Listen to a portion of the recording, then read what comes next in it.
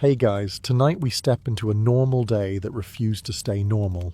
This is Pompeii, not at its height, not in legend, but in its last day, moment by moment, as everything quietly begins to fall apart. So before you get comfortable, take a moment to like the video and subscribe, but only if you genuinely enjoy what I do here. And let me know in the comments where you're tuning in from and what time it is for you. It's always fascinating to see who's joining us from around the world. Now, dim the lights, maybe turn on a fan for that soft background hum, and let's ease into tonight's journey together. The city wakes, as it always does, without urgency, without fear, and, most importantly, without any awareness that it is waking for the last time. A pale morning light stretches over Pompeii, slipping between tiled rooftops and into narrow streets still cool from the night. The air carries the familiar blend of scents: baking bread, damp stone, olive oil, and the faint, ever-present trace of the sea. Inside his bakery, Marcus Lucretius is already at work. He moves with practiced efficiency, hands dusted in flour, sliding loaves into a clay oven that glows like a small, contained sun. The heat presses against his face, but he barely notices. This is routine. This is stability. Outside, a small line has already formed. Early customers who believe, quite reasonably, that today will unfold like every other day before it. Not far away, in a spacious villa, Julia Felix steps into her courtyard. The fountain trickles softly, catching the light. Slaves move quietly around her, sweeping, trimming, adjusting. She pauses, examining a cluster of flowers with mild dissatisfaction. Something about them feels off. Not wrong enough to worry about, just wrong enough to irritate her. In the streets, life gathers momentum. A group of children runs past, laughing too loudly, their sandals slapping against stone. A vendor sets up his stall, arranging fruit with the kind of care usually reserved for religious offerings. Somewhere nearby, a dog barks, then another, then several more, as if something unseen has passed through the city, whispering to them in a language only they understand. Most people ignore it, because ignoring small, uncomfortable details is one of humanity's greatest talents. Above them, Mount Vesuvius stands quietly against the sky. Its slopes are green, almost inviting. No smoke, no fire, nothing dramatic. Just a mountain, like any other, watching over a city that trusts it completely. And why wouldn't they? It has been silent for generations, harmless, predictable. The streets grow busier, voices louder, the rhythm of daily life settling into place. Bread will be sold, deals will be made, meals will be shared, plans will be followed, and not a single person, not Marcus, not Julia, not anyone, has the slightest idea that by nightfall, none of it will matter. Because the mountain is not asleep. It is waiting. At first, it is nothing worth stopping for. A faint tremor passes beneath the city, so slight that many don't notice it at all. Those who do simply pause, glance around, and continue. In Pompeii, the ground has a habit of shifting now and then, like an old man adjusting himself in a chair. Uncomfortable, yes. Alarming, not really. Inside a shaded dining room, Publius Cornelius steadies a cup of watered wine as it trembles against the table. The liquid ripples, then stills. He frowns for a moment, then exhales through his nose. Another one, he mutters, more annoyed than concerned. Across from him, his wife barely looks up. Conversations resume. Bread is broken.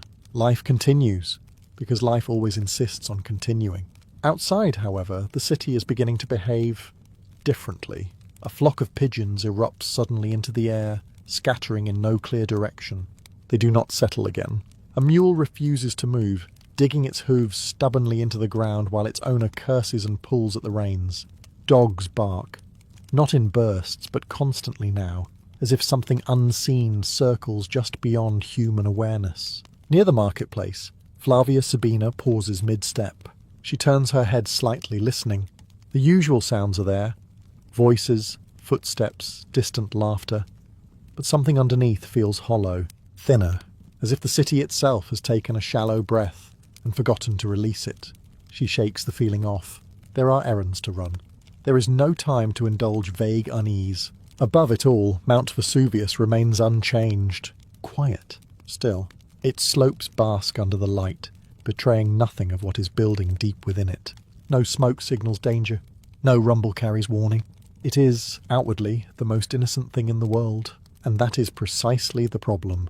Because danger, when it finally arrives, rarely introduces itself properly. In the streets, people continue their routines with stubborn confidence. Shopkeepers call out to customers. Slaves carry water and goods from one end of the city to the other. A pair of men argue loudly over the price of olives, each convinced the other is a criminal mastermind. It would almost be funny if it weren't happening on the edge of catastrophe. The tremors return, slightly stronger this time. A hanging lamp sways. Dust falls gently from a ceiling beam. Again people pause. Again they dismiss it, because acknowledging the pattern would require admitting something far worse than an inconvenience. It would require admitting that this is not random, and Pompeii for now is not ready to admit anything at all. The city presses forward with the quiet stubbornness of routine. If something feels wrong, it is buried beneath habit, noise, and the comforting illusion that life, once started, cannot simply stop without warning. At the Forum, the heart of Pompeii beats loudly. Merchants shout over one another. Each convinced volume is a substitute for persuasion. Coins clink, hands gesture. Deals rise and collapse in the space of minutes. Aulus Umbricius Scarus, one of the city's wealthier men, stands near his stall, inspecting amphorae of his prized garum. The sharp, fermented scent lingers in the warm air. He speaks with authority, negotiating prices with the confidence of someone who has never had to consider losing everything in a single afternoon. Profit, after all, feels permanent when you've never watched it vanish. Nearby, Quintus Padius, a schoolteacher, attempts to maintain order among a group of restless boys. He recites lines, corrects pronunciation, insists on discipline. One child glances toward the sky through an open doorway, distracted by something he can't quite explain. Quintus notices. He follows the boy's gaze. For a moment he says nothing. Then, with quiet determination, he returns to the lesson. Structure must be maintained, even when the world begins to feel uncertain. In another part of the city, Flavia Sabina finally selects a piece of jewellery. She turns it in her hands, examining how the light catches its surface. It pleases her. She smiles faintly, unaware that this small moment of satisfaction will be one of her last uncomplicated thoughts. The tremors continue, subtle but persistent now. A jar shifts slightly on a shelf. A hanging curtain sways when there is no wind. Conversations pause for a heartbeat, then resume with forced normality. No one wants to be the first to say it aloud, because saying it aloud makes it real. Above them, Mount Vesuvius remains deceptively calm. Its silence is no longer comforting. It is heavy, like a held breath stretching just a little too long. The animals, however, have no such hesitation. A horse breaks loose from its tether, bolting down a side street. A cluster of dogs whines and pulls away from their owners. Even the insects seem fewer, their constant hum thinning into something almost noticeable by its absence. Yet still, the city continues. Bread is sold, lessons are taught, jewellery is bought. Because routine is a powerful thing, it convinces people that tomorrow is guaranteed. And in Pompeii, that illusion is holding, barely, against something far stronger, rising just beneath the surface, waiting for the moment when it no longer has to hide. The city begins to feel different, not dramatically, not in a way that demands immediate action, but in the slow, creeping way discomfort settles into the body and refuses to leave. The air grows heavier, not just warm, but thick, as if each breath requires a little more effort than it should. In the public baths, where steam and heat are nothing unusual, even the regulars begin to notice the difference. Titus Vibius, a soldier recently returned from service, leans against a marble wall, sweat gathering faster than it should. He exhales slowly, studying the room. "This isn't right," he mutters, more to himself than to anyone else. Around him men laugh it off. One blames the late summer sun. Another blames poor ventilation. A third, clearly unwilling to think too deeply, blames the gods in the vague, convenient way people do when they don't actually want an answer. The conversations continue, but they feel thinner now. Forced, stretched over a growing discomfort no one quite wants to name. Outside, the streets shimmer slightly under the rising heat. The usual breeze from the sea has faded, leaving the air stagnant. Even the sounds of the city seem dulled, as if absorbed by something unseen. At a small courtyard, Livia Drusilla sits in the shade, attended by a young slave fanning her gently. She lifts her hand, signalling the girl to stop. The air, for a moment, feels completely still. No wind, no movement, just silence pressing in from all sides. Livia looks up. Not at anything specific. Just up, as if expecting to find an answer written somewhere above her. There is nothing there, only the quiet presence of Mount Vesuvius, watching as it always has, unchanged in appearance, unchanged in posture. A perfect disguise for something that is anything but calm. Elsewhere, small signs begin to accumulate. A clay cup cracks suddenly from the heat, splitting with a sharp sound that makes its owner flinch. A line of ants breaks formation, scattering in erratic patterns. A fountain, once flowing steadily, sputters for a moment before correcting itself. Individually, these things mean nothing. Together they begin to form a pattern. But patterns require recognition, and recognition requires someone willing to stop, step back, and admit that what they're seeing doesn't fit the normal shape of things. Pompeii is not there yet. The city continues to move, to speak, to trade, to exist, held together by routine and expectation. But beneath it all, something is shifting. Not violently, not yet. Just enough to make the world feel slightly out of place. Just enough to warn anyone who is willing to listen. And still, almost no one is. It is no longer easy to ignore. Not because anything dramatic has happened. Nothing has exploded. Nothing has collapsed. But because the small, scattered signs have begun to gather into something heavier. Something that lingers. The animals feel it first. In a narrow side street, a mule refuses to move. Its muscles locked, eyes wide, breath coming too fast. Its owner pulls harder on the reins, voice rising from irritation to anger. But the animal will not obey.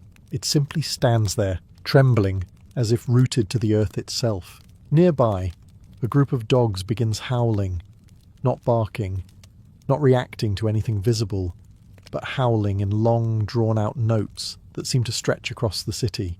The sound unsettles people in a way they can't quite explain, because it doesn't sound like warning. It sounds like mourning. In her villa, Livia Drusilla rises from her seat and begins to pace slowly across the courtyard. The silence presses in again, heavier than before. Even the fountain, once a constant background comfort, now feels too loud in the stillness. She stops, listens. Nothing unusual. And yet everything feels wrong. Across town, Marcus Lucretius pauses in his bakery. The ovens burn as they always do, but the heat seems sharper now, almost aggressive. He wipes sweat from his forehead, glancing toward the doorway where a thin layer of dust has begun to settle along the threshold. He frowns. Dust is normal. This much dust without wind? Less so. Still, he says nothing. There are customers waiting. Bread does not bake itself, and concern does not pay for grain. At the forum, conversations have shifted. The usual arguments over price and quality are shorter now, interrupted by glances toward the sky, toward the ground, toward anything that might offer an explanation. No one has one. Above them, Mount Vesuvius remains outwardly unchanged, calm, silent, almost indifferent. It is an impressive performance, because beneath that stillness, pressure continues to build, unseen, unheard, and entirely unstoppable. A faint tremor rolls through the city again, stronger this time. Not enough to cause damage, but enough to be felt by everyone. Cups rattle. Doors shift slightly in their frames. A few people gasp before quickly recovering, brushing it off with forced confidence. It's nothing, someone insists, and others nod, because agreeing is easier than questioning. Because questioning leads somewhere uncomfortable, because admitting something is wrong means facing the possibility that it cannot be fixed. The city does not stop, but it slows, just slightly, just enough for unease to take hold, quiet, persistent, and growing stronger with every passing moment Pompeii chooses not to listen. The moment arrives without warning, and yet in hindsight it feels inevitable. It begins with a sound, not a rumble, not a crack, something deeper, louder. A violent, tearing roar that seems to split the sky itself. It does not roll across the city. It drops onto it, heavy and immediate, leaving no room for confusion. Every voice stops. Every movement freezes. For a single heartbeat, Pompeii holds its breath. Then the city looks up. Above Mount Vesuvius, the sky is no longer empty. A massive column of ash and smoke is rising, fast, impossibly fast, stretching upward like a dark tree forced into the heavens. It expands as it climbs, thick and unnatural, swallowing the blue sky with an ease that feels almost deliberate. For a moment no one reacts, because the mind struggles to process what it cannot categorize. Quintus Padius, standing just outside the forum, stares upward, his mouth slightly open.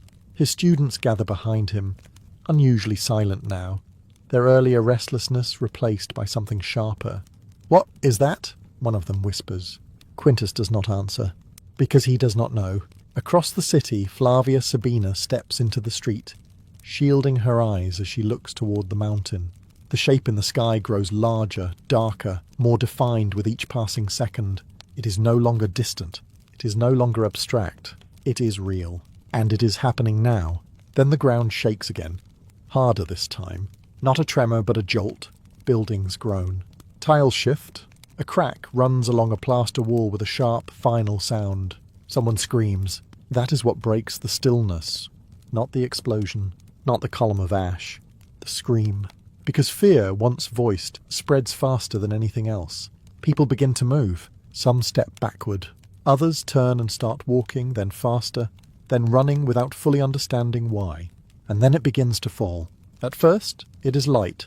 Fine ash drifting down from the sky like grey snow. It settles on hair, on shoulders, on the ground, quiet and almost gentle.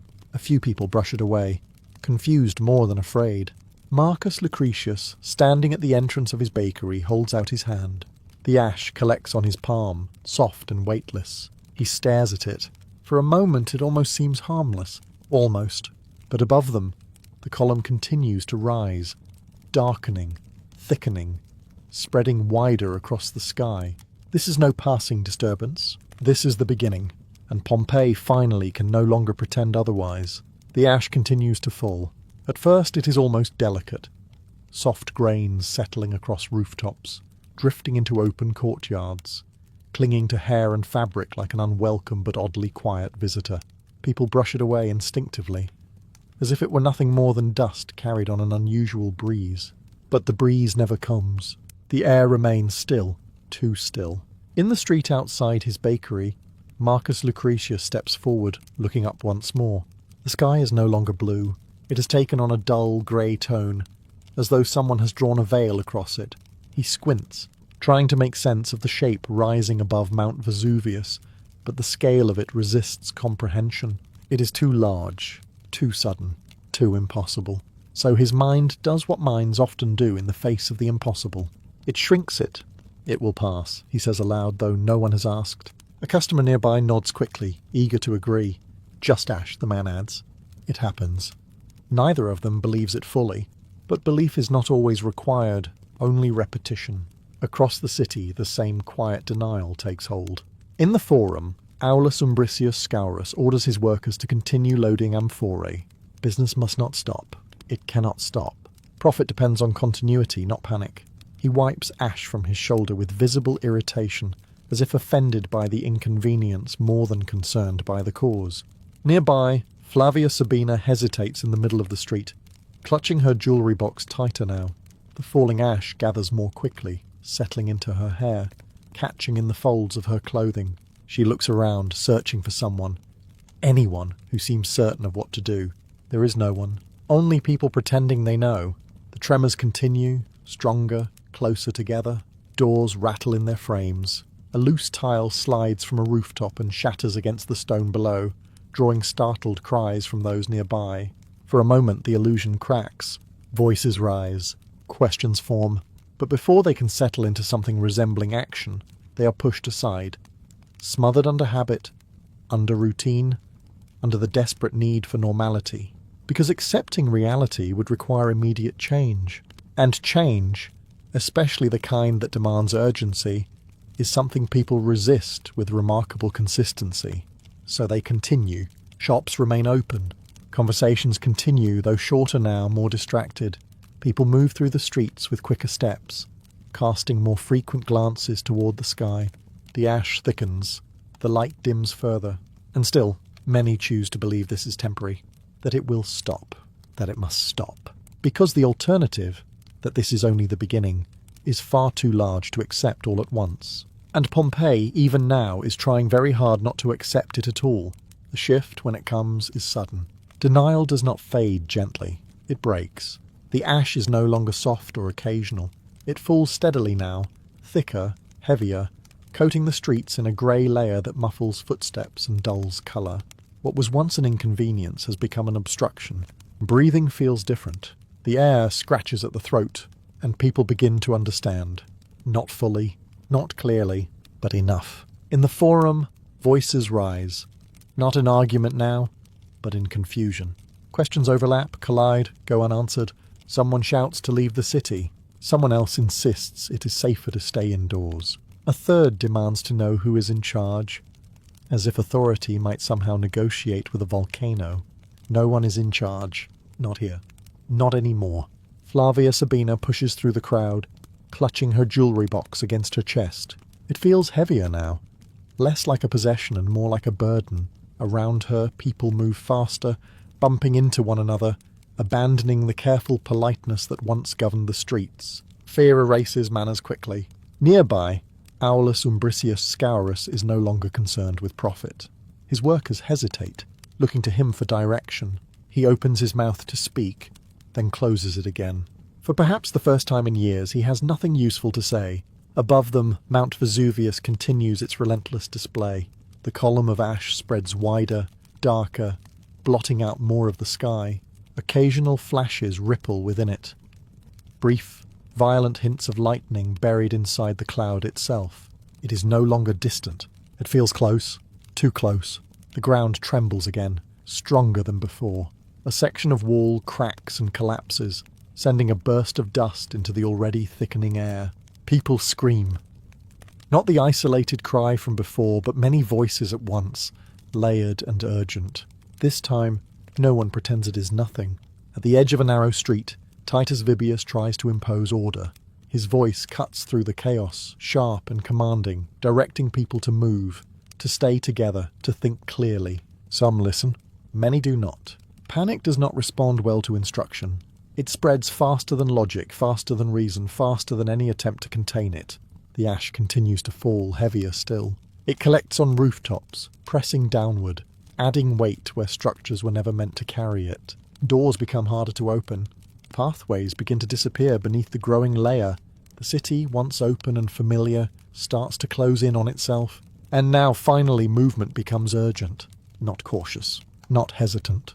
People begin to run, because whatever this is, whatever has started, it is no longer something they can wait out. It is something they must escape, or try to. The light fades with unnatural speed. What should be a bright, sunlit day is reduced to a dim, grey twilight. Shadows stretch where they shouldn't.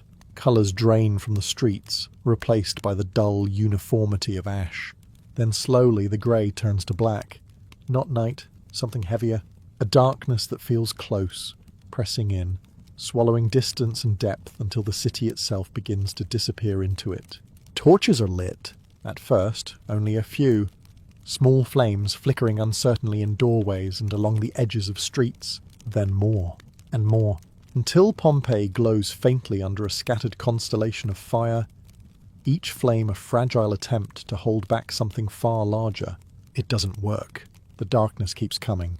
Inside his home, Publius Cornelius gathers his family. The room is dim despite the lamps, their light struggling against the thickening air. Ash slips through open spaces, settling on the floor, the furniture, their clothes. His wife grips his arm. "We need to leave." He hesitates, not because he disagrees, but because he doesn't know where leave leads anymore. Outside? Toward what? The streets are already filling. The sky offers no direction. The mountain looms unseen, hidden behind the growing mass of ash and smoke. Every option feels uncertain. Every delay feels dangerous. In the streets, movement becomes chaotic. People push past one another, their outlines barely visible through the darkness. Voices call out names. Children, spouses, friends, some answered, many not. A child cries somewhere nearby, the sound thin and desperate in the thick air. Across town, Livia Drusilla steps outside her villa, guided by a servant holding a trembling torch. The flame bends and flickers, struggling to stay alive. She looks out toward where the city should be. She sees almost nothing, only shifting shapes, moving shadows, brief flashes of firelight reflecting off falling ash. Above them all, hidden now but still present, Mount Vesuvius continues its work unseen. The eruption feeds the sky, and the sky feeds the darkness, until the boundary between earth and air begins to dissolve. Another tremor rolls through the ground, longer this time, the kind that doesn't end quickly, forcing people to feel every second of it. Walls creak, structures strain. Somewhere in the distance, something collapses with a heavy final crash. The city is changing, not slowly anymore. Rapidly, irreversibly, breathing becomes harder. Each inhale carries dust and ash, dry and suffocating. People cover their mouths with cloth, with hands, with whatever they can find. It helps, but not enough. Nothing is enough. And now, the question is no longer whether something is wrong. The question is whether anyone can still get out, or if Pompeii has already become a place that traps more than it shelters. The weight of it becomes impossible to ignore. Ash no longer drifts. It falls with purpose, thick and relentless, gathering on rooftops in heavy layers. What once looked like dust now behaves like stone in waiting, compacting, pressing downward with a force the buildings were never meant to endure. The first collapse is sudden. A sharp crack splits the air, followed by the deep grinding sound of wood and tile giving way. A roof caves in under the strain, sending a cloud of ash bursting outward into the already choked streets. People scream, not in confusion now, but in recognition. This is happening! And it is not stopping. Along a narrow street, Titus Vibius moves quickly, his voice cutting through the chaos. He gestures toward open areas, urging people away from buildings, away from walls that may not hold much longer. "Keep moving," he shouts. "Don't stay near the houses." Some listen, stumbling past him, clutching children, dragging belongings, coughing as they move. Others hesitate, unwilling to abandon shelter, even when that shelter is beginning to fail, because stepping into the open feels like stepping into the unknown, and the unknown, at least in theory, can always be worse. Above them, unseen behind the thickened sky, Mount Vesuvius continues to feed the storm. The ash grows denser, falling faster, coating everything it touches. Doorways clog, pathways narrow. The city begins to lose its shape. Its familiar lines softened and buried beneath the accumulating grey. Inside what remains of his bakery, Marcus Lucretius tries to salvage what he can. He wraps bread in cloth, his movements quick, almost frantic now. The oven's heat mixes with the suffocating air, turning the space into something unbearable. A distant crash echoes through the walls, then another, closer this time. He stops, listens. The structure groans above him. For a moment he considers staying. The instinct to protect what is his work, his livelihood, his place in the city, pulls at him with stubborn force. Then a beam shifts with a sharp, splintering sound. That decides it. He drops everything and moves toward the door, stepping out into a street that feels narrower, darker, and far more dangerous than it did before. All across Pompeii, the same decision is being made. Too late for some, just in time for others. And for many, impossible to make at all. The collapses continue, one after another, each one sending shockwaves through the already panicked crowd. Structures that stood for decades give way in minutes, crushed under a weight no one had ever prepared for. The city is not just under attack. It is being buried, piece by piece, breath by breath, under something that will not lift, will not stop, and will not spare anything in its path. Movement becomes the only instinct that matters. The streets, once orderly and familiar, are now crowded with bodies pushing in every direction, each person chasing the same fragile idea. Escape. Not safety, not certainty, just distance. Away from the city, away from whatever this has become. Julia Felix steps out from the remains of her estate, her composure fractured, but not entirely gone. Servants cluster around her, some carrying bundles, others carrying nothing at all. The gates that once marked the boundary of her wealth now feel meaningless. Walls do not protect against falling ash. Nothing does. She hesitates only briefly before moving forward, joining the flow of people pressing toward the edges of Pompeii. Around her, The distinction between classes has dissolved. Wealthy and poor move side by side, equally covered in ash, equally uncertain. Fear is remarkably efficient at levelling society. The roads leading out of the city begin to choke with movement. People stumble over uneven ground now buried beneath layers of ash. Sandals slip, visibility drops further, torches flicker weakly, their light swallowed by the thickened air. Breathing becomes labour. Each inhale drags dust into the lungs, dry and abrasive. People wrap cloth around their mouths, press sleeves against their faces, anything to filter the air. It helps, but only slightly, not enough to make this sustainable. In the crowd, Publius Cornelius grips his son's hand tightly, refusing to let go even as bodies press in from all sides. His wife follows close behind, coughing, her steps growing slower. He glances back once, then forward again. There is no time to stop. Stopping means being overtaken. Stopping means disappearing into the chaos behind them. Above, hidden but ever present, Mount Vesuvius continues to feed the disaster. The ash thickens still, falling faster, heavier, turning the world into something increasingly unrecognizable.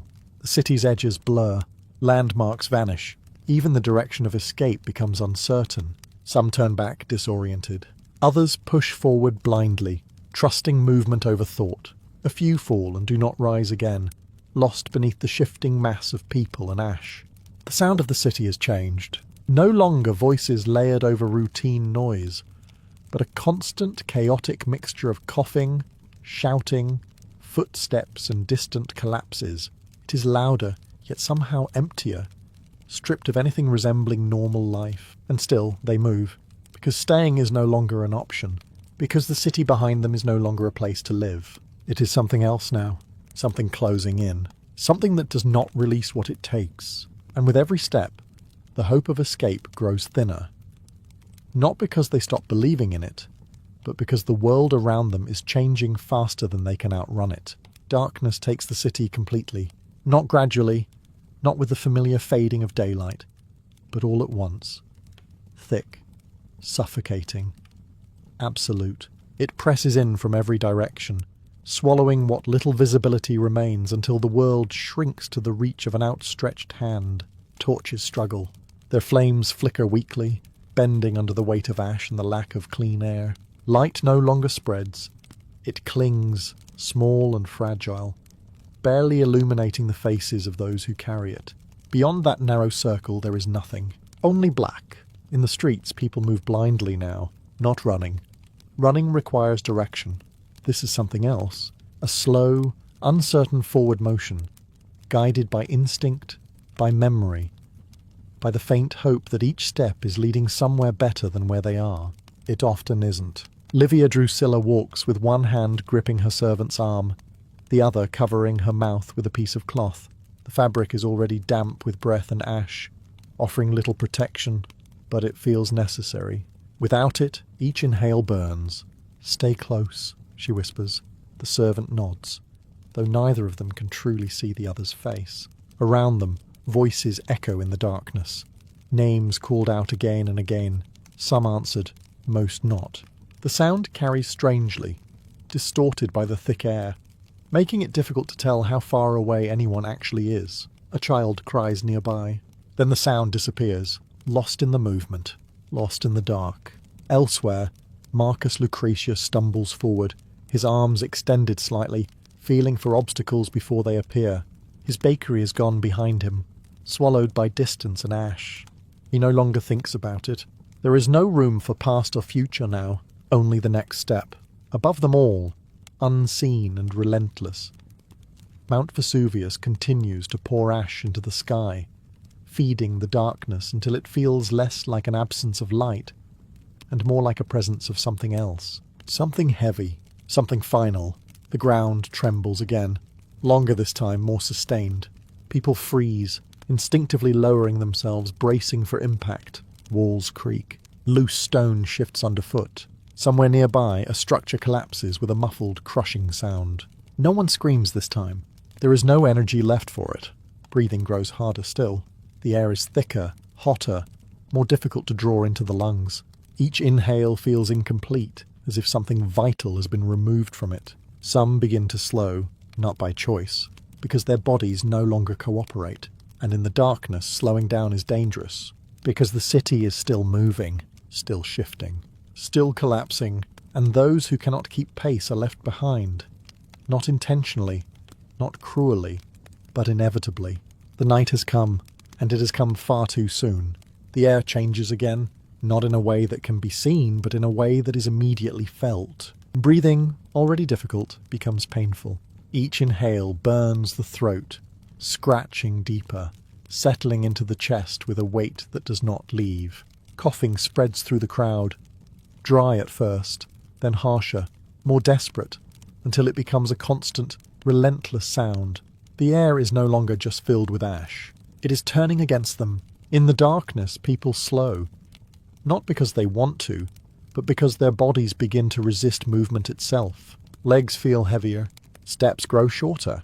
Even standing becomes an effort that demands focus. Aulus Umbricius Scaurus, once confident and loud, now leans against a wall he can barely see.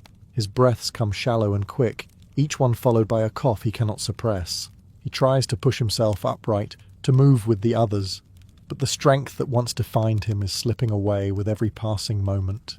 Around him, others collapse. Some sink to their knees, others fall entirely, disappearing into the ash-covered ground. A few attempt to rise again, managing a step or two before stopping once more. There is no clear line between those who continue and those who cannot, only a gradual, quiet separation.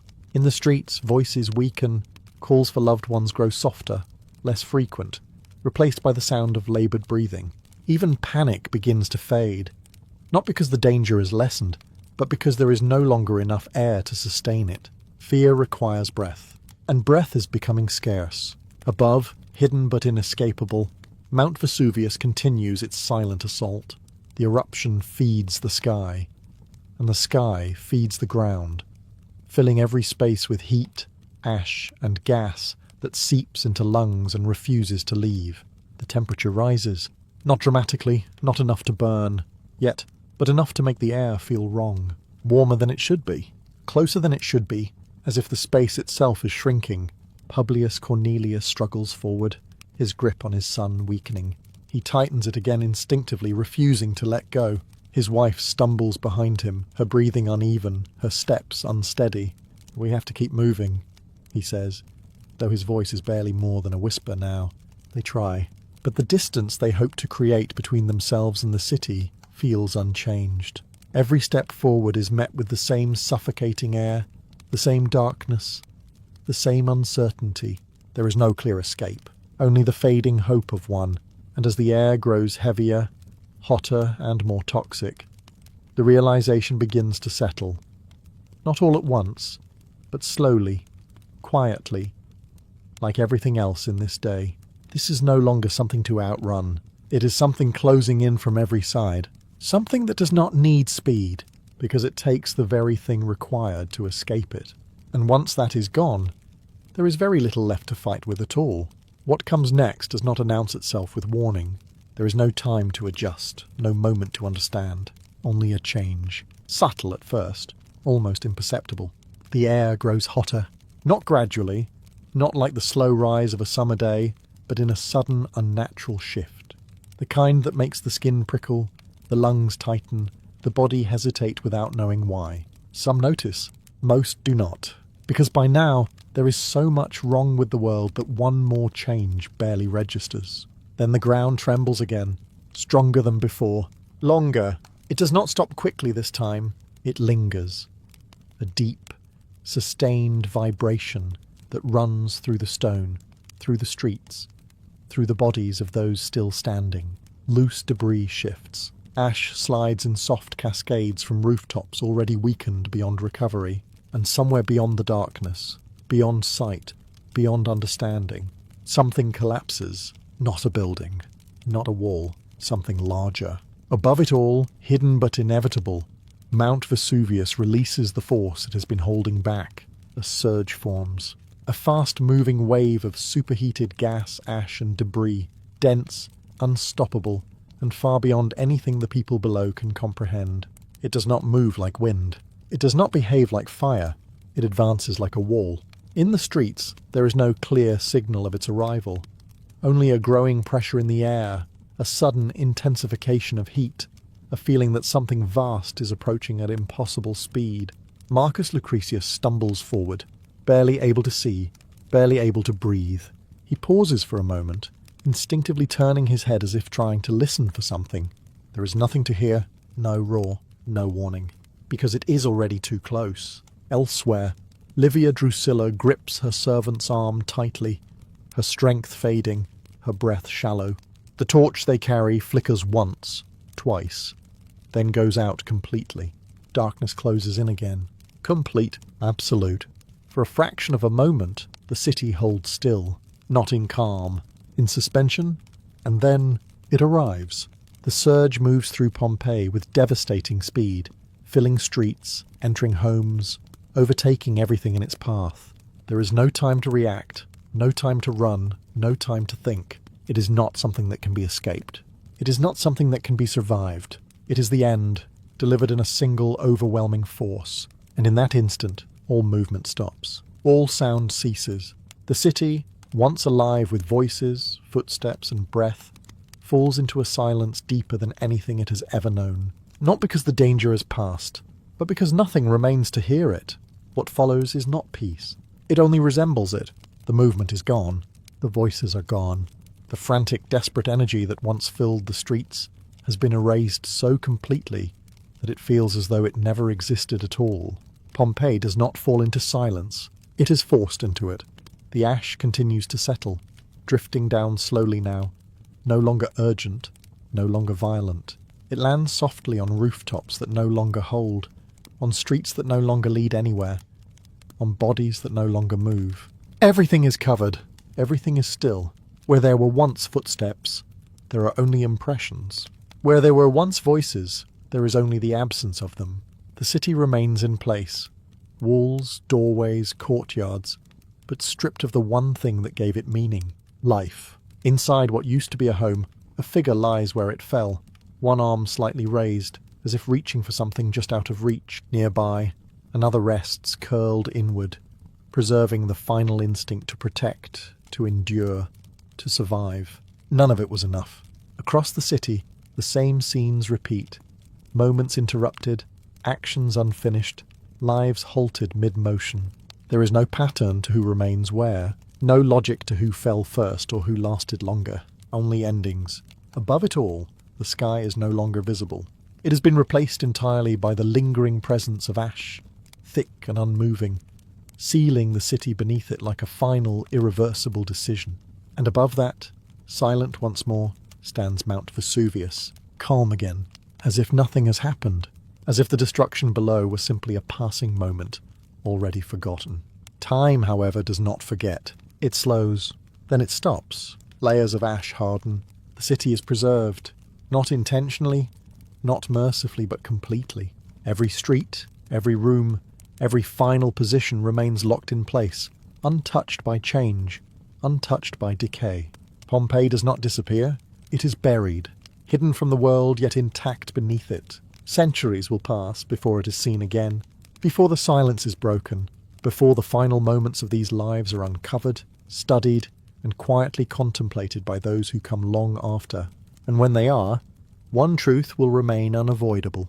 This was not a distant tragedy, not an abstract event. It was a day, a single day, lived hour by hour, breath by breath, until there were no hours left to live.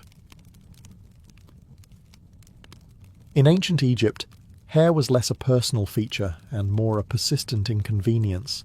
It grew when it wasn't wanted, trapped heat like a poorly designed roof, and had an unfortunate tendency to attract things that no one, in any century, has ever been pleased to host. So the Egyptians, being practical people when it suited them, made a bold decision. They removed it, completely. Shaved heads were not a sign of punishment or rebellion. They were normal. Men shaved, women shaved, children were often shaved, with the occasional symbolic lock left behind like a small compromise with tradition. In a land where the sun was relentless, and hygiene was a daily negotiation, having no hair was simply efficient. It reduced heat. It reduced parasites. It reduced the general chaos of trying to maintain something that clearly had no respect for the climate it lived in. And yet, despite this widespread war against natural hair, the Egyptians were oddly obsessed with hairstyles. This is where logic quietly steps aside, because while their real hair was removed, artificial hair became a masterpiece. Wigs were not an afterthought, they were a statement. Crafted from human hair, plant fibres, or a combination of both, they were styled, layered, braided, and shaped with a level of care that suggests the Egyptians did not hate hair at all. They simply preferred to control it. A wig did not grow unpredictably. It did not rebel. It did exactly what it was designed to do, and nothing more. It could be taken off when inconvenient, adjusted when necessary, and replaced entirely if fashion demanded it. In short, it was everything natural hair refused to be. Status quickly found its way into this system. The more elaborate the wig, the more it said about the person wearing it. Thick curls, tight braids, carefully arranged layers, these were not random choices. They were signals: wealth, rank, identity, all displayed without a single word being spoken. Even the gods, as depicted in Egyptian art, rarely appeared with anything resembling natural hair. They too wore perfection, so the Egyptians did not reject hair, they rejected its unpredictability. And in doing so, they turned something ordinary into something entirely controlled, deliberate, and unmistakably powerful. Because in ancient Egypt, even your hair, or lack of it, was part of the performance. Once the Egyptians removed their natural hair, they did something quietly ironic. They replaced it with better hair. Not slightly better, not improved, completely superior in every possible way. Thicker, darker, more symmetrical, and most importantly, obedient. Because if there is one thing natural hair refuses to be, it is obedient. Wigs solved that problem immediately. These were not simple coverings thrown on out of necessity. Egyptian wigs were engineered, crafted with intention, shaped with precision, and styled to communicate far more than appearance. They were, in essence, wearable identity. The materials alone tell you everything. The wealthy used real human hair, carefully collected and woven into dense, layered structures that could rival anything seen in modern fashion. The less wealthy relied on plant fibres or wool, achieving similar shapes with slightly less elegance, but still making the same point. Everyone in some form participated. Design mattered. A lot. Short wigs, close to the scalp, offered practicality and a certain understated confidence. Longer wigs, flowing over the shoulders, suggested status, leisure, and the kind of life where you did not need to worry about sweating through your hairstyle while working in the fields. Then there were the elaborate designs, braided, curled, sometimes tiered in layers, that seemed less like hair and more like architecture. And like all architecture, they required maintenance. Wigs were cleaned, oiled, perfumed, and stored carefully when not in use. Because while natural hair might tolerate neglect, a wig had standards. Let it deteriorate, and suddenly your carefully constructed image collapses into something far less impressive. There is also the small detail that wigs could be changed, which meant identity could be adjusted at will. A different wig for a different occasion, a more formal style for ceremonies, a simpler one for daily life. In a society deeply invested in presentation, this flexibility was not just convenient. It was essential. You were not locked into one version of yourself. You could present the version that best fit the moment. Even children and servants wore wigs, though often simpler ones. The idea was not exclusivity, but participation. Everyone existed within this system of controlled appearance, just at different levels of refinement. So, while it might seem deceptive, replacing real hair with something artificial, the Egyptians saw it differently. This was not deception, this was improvement. Because why accept what grows naturally when you can wear something that looks exactly the way you want? And in a world built on order, symbolism, and control, that question answers itself. Once the wig was perfectly placed, structured, balanced, and radiating the quiet confidence of something that would never misbehave, the Egyptians added the final touch, scent. Because looking impressive was only half the job. In a climate where heat did not politely step aside, smelling acceptable, preferably pleasant, was a daily challenge. And the Egyptians, never ones to do things halfway, approached this problem with remarkable creativity. enter the scented cone. At first glance, it appears almost absurd.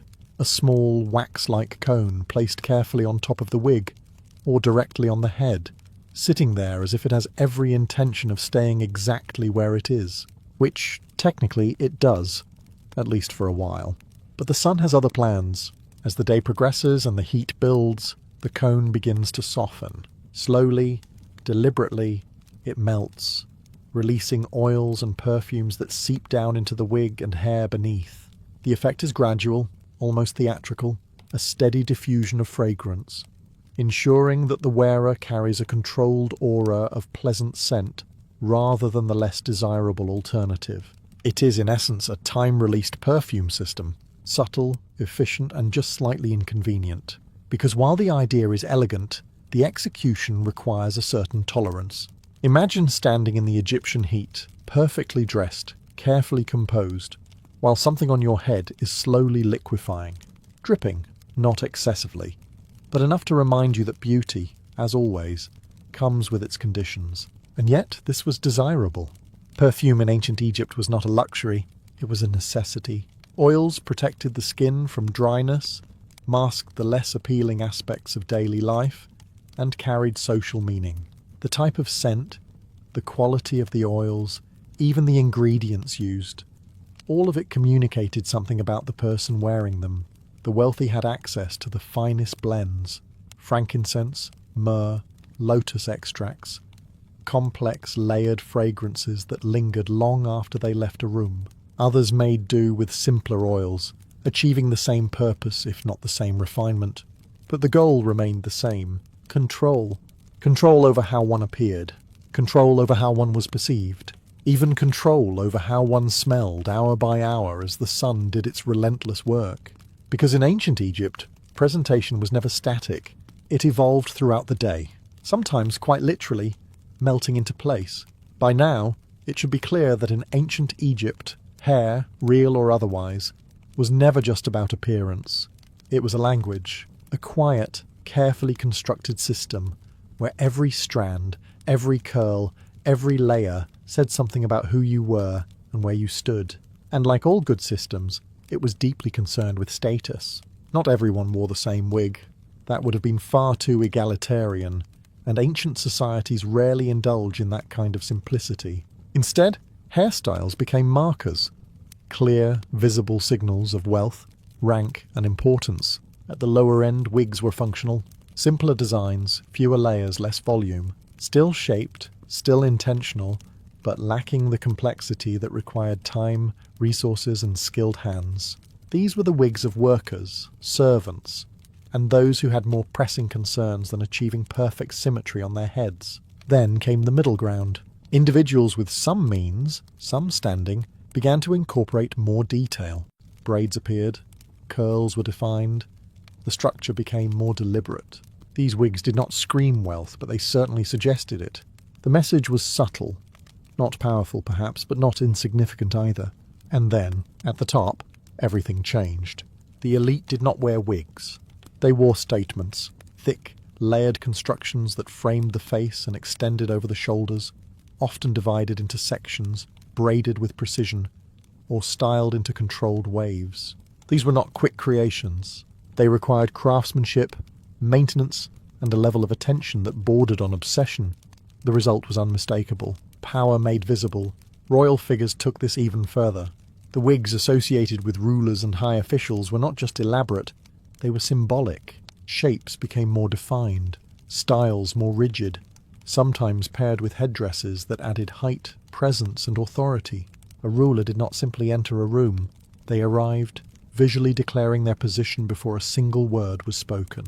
Even children were not exempt from this system.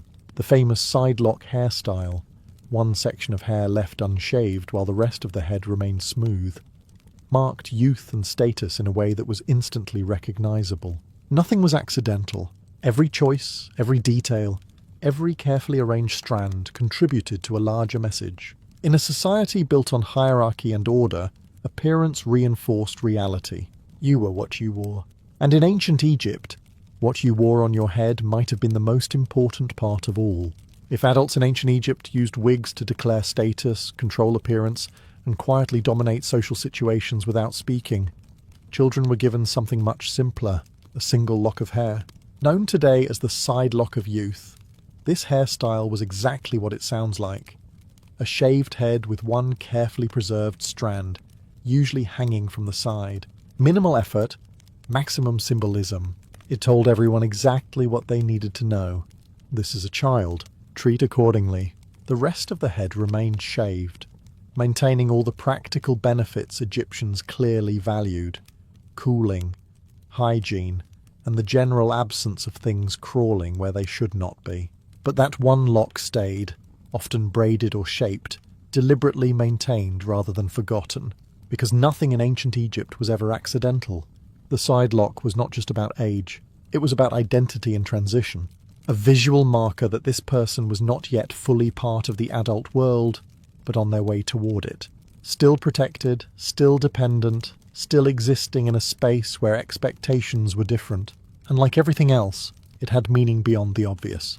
In religious imagery, the child god Horus is often depicted with this same side lock, reinforcing its symbolism: youth, vulnerability, potential, all wrapped into a single, slightly impractical strand of hair.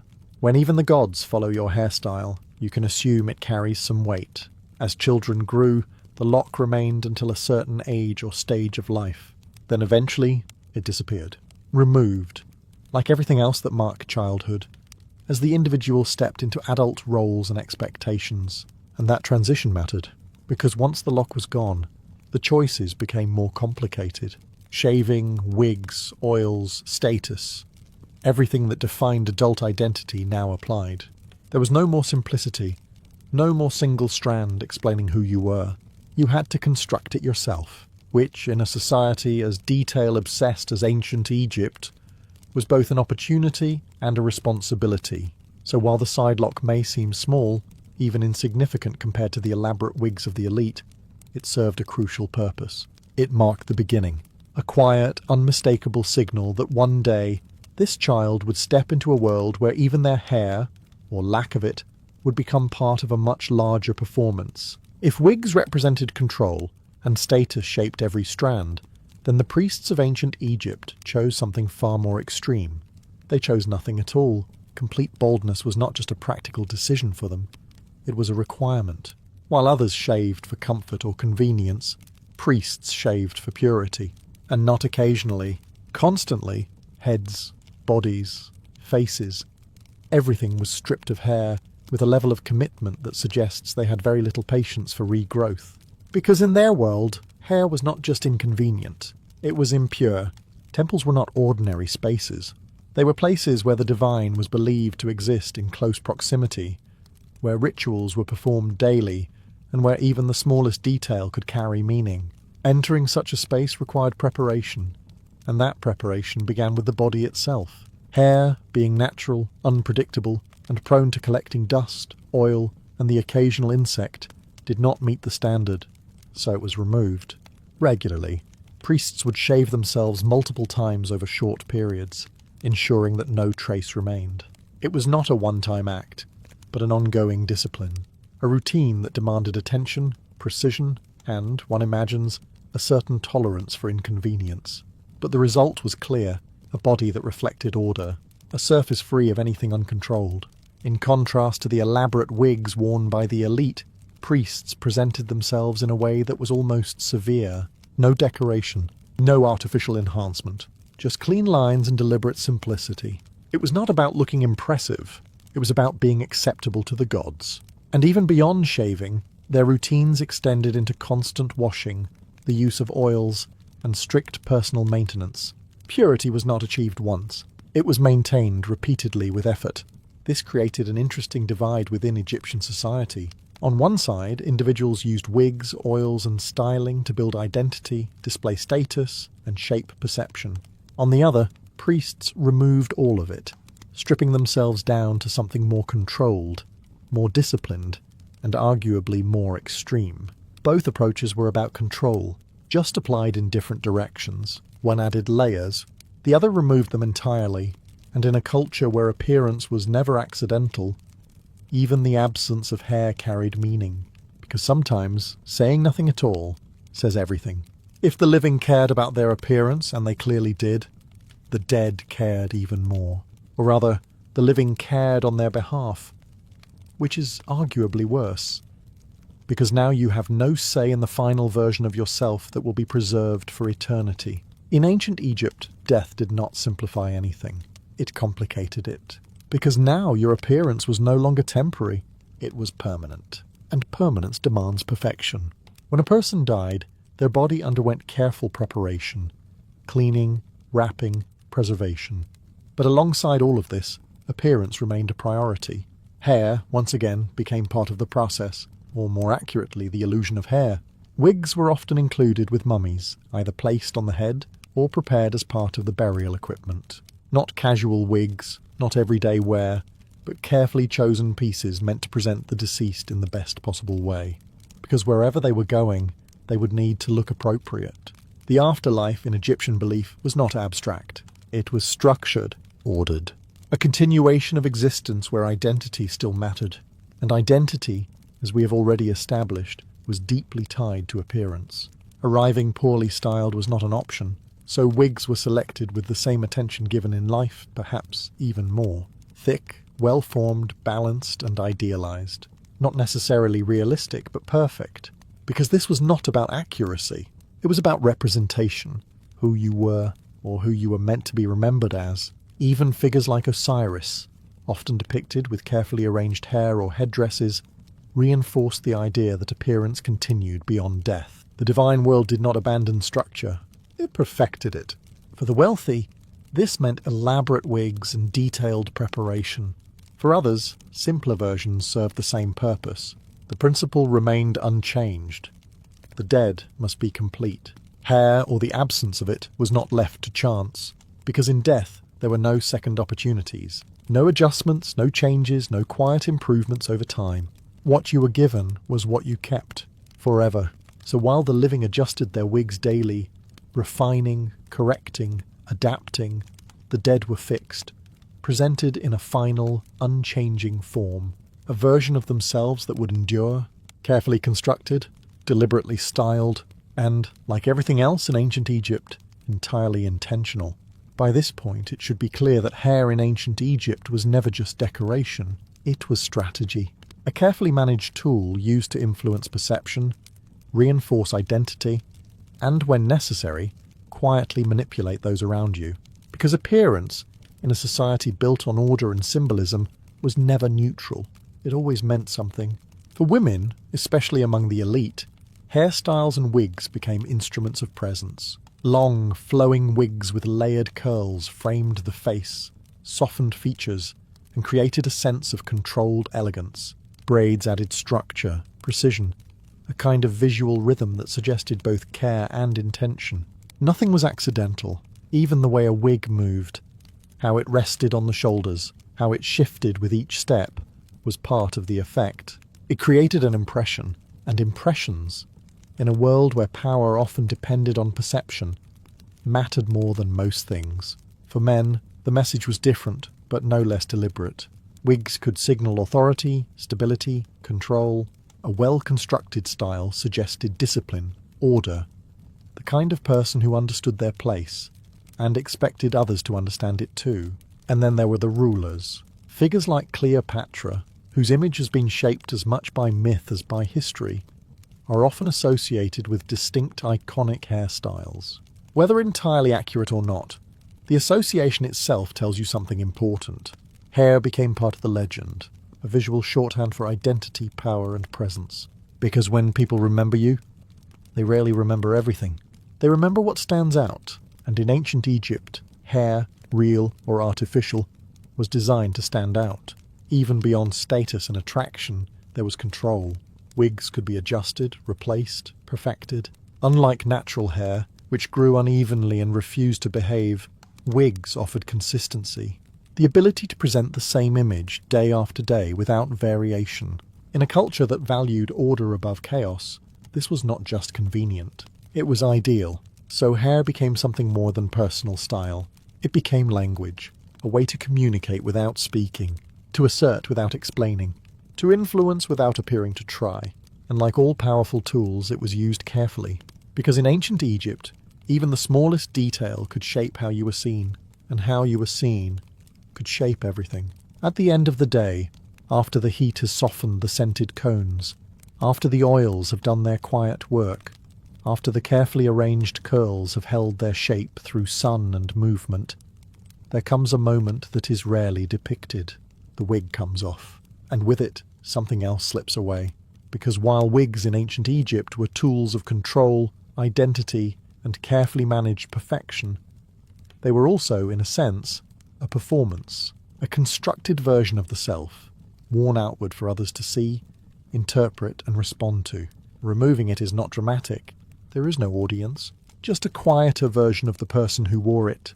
Beneath the wig, the reality returns.